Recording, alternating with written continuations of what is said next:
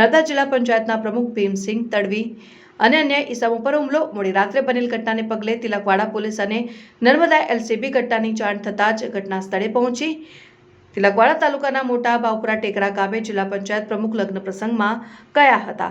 લગ્ન પ્રસંગમાં કોઈ કારણોસર યુવાનો વચ્ચે માથાકૂટ થઈ હતી, જેમાં જિલ્લા પંચાયત પ્રમુખ છોડાવવા પડ્યા હતા અને પ્રમુખો વચ્ચે પડ્યા તેની રીસ રાખીને તેમના ઉપર હુમલો કરવામાં આવ્યો.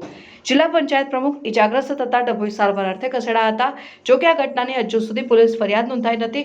ફરિયાદ નોંધવાના ચક્રો ગતિમાન કર્યા છે. રાજાની ગાડીને પણ નુકસાન પહોંચાડવામાં આવ્યું હતું અને જિલ્લા પંચાયત પ્રમુખ પર હુમલો કરનારા લોકો એક જ પક્ષના. જિલ્લા પંચાયત પ્રમુખ ભીમસિંહ તડવી ભાજપ પક્ષના જ છે અને હુમલો કરનાર પણ એ જ પક્ષના હોવાનું અનુમાન.